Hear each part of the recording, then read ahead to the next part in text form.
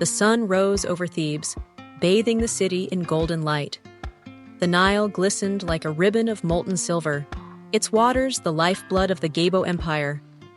The city was alive with activity, merchants shouting their wares in the crowded market, priests chanting prayers in grand temples, and laborers toiling under the watchful eyes of overseers. At the heart of this vibrant city stood the King Palace, a sprawling complex of stone and gold. Inside, Prince Khafra paced the halls, his mind restless. At 23, Khafra was a man of striking features, tall and broad-shouldered, with a strong jawline and piercing eyes that could intimidate even the bravest soldier. Yet his reputation overshadowed his appearance. Known as the Beast Prince, he was feared for his temper and ruthless punishments. Khafra was the younger son of King Menkara, and his life had always been one of comparison. His elder brother, Prince Rami, was a celebrated general, praised for his victories in Nubia. Khafra, by contrast, was seen as impulsive and unfit for leadership. The constant criticism from his father stoked a fire of anger and resentment within him. Beyond the palace walls, in the bustling market, a young slave girl named Amara worked tirelessly. At 17, she was petite, with dark, sun-kissed skin and sharp eyes that seemed to take in everything. Amara had been born into slavery, her life a cycle of labor and obedience. She worked as a weaver's assistant, her hands rough from spinning thread.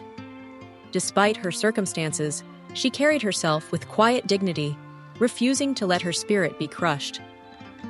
One day, as Khafra rode through the market in his gilded chariot, his sharp eyes fell on Amara.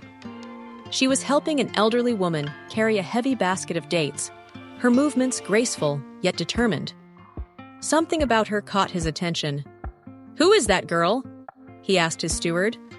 "Just a slave, my prince," the steward replied dismissively.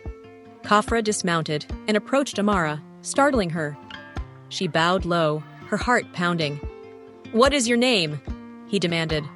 "Amara, my prince," she replied, her voice steady despite her fear. Khafra stared at her for a moment, then turned and walked away without another word. But her defiant eyes lingered in his mind, a spark of something he couldn't quite place. Days later, tensions in the palace reached a boiling point. During a council meeting, King Menkara chastised Khafra for his lack of discipline, comparing him unfavorably to Rami.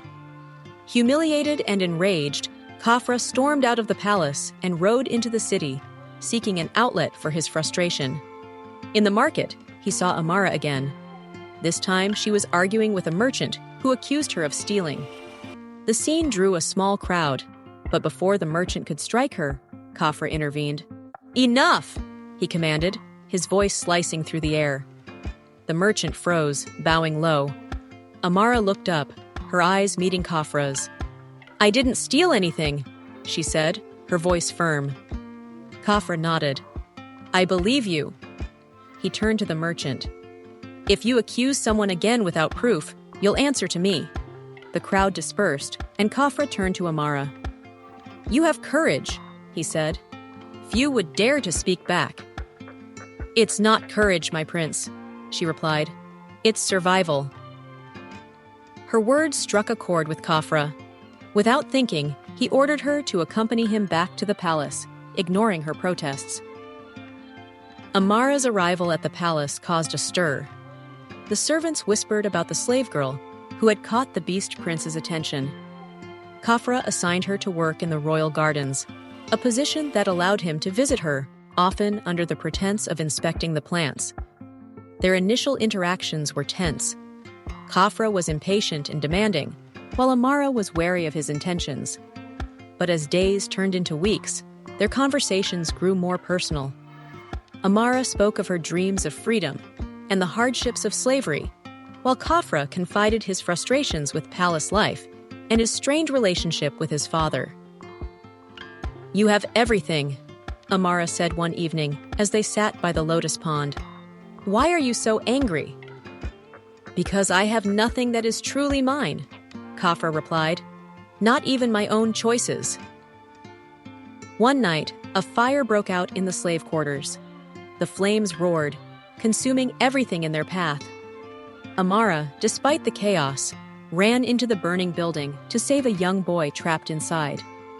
She emerged coughing and covered in soot, but alive, with the boy in her arms. Khafra, who had rushed to the scene, was struck by her bravery. For the first time, he saw her not as a slave, but as someone extraordinary. "You risked your life for him," he said, his voice filled with admiration. "His life is worth as much as mine," Amara replied simply.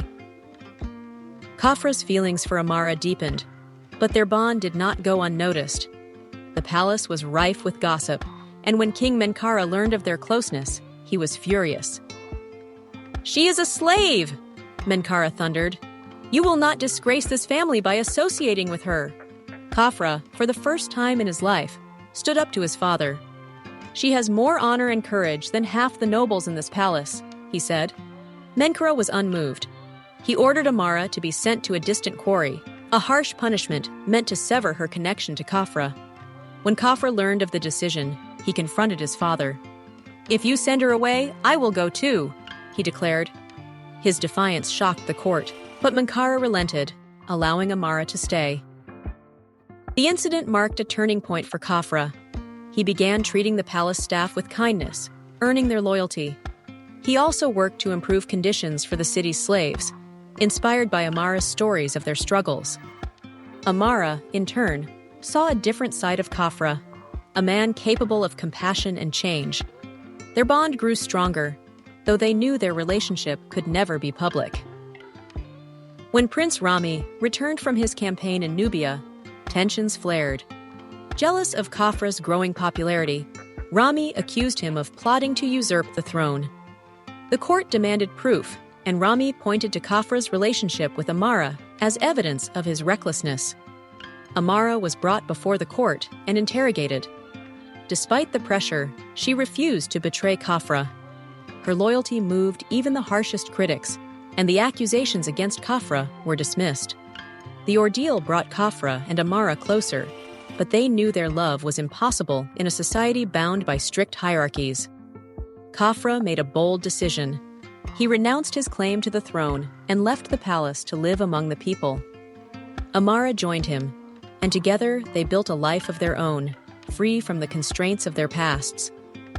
Though they faced many challenges, their love and resilience inspired those around them, proving that even in a world of inequality, change was possible. Years later, their story became a legend, a tale of courage and defiance that echoed through the streets of Thebes. They were remembered not as a prince and a slave, but as two souls who dared to rewrite their destinies.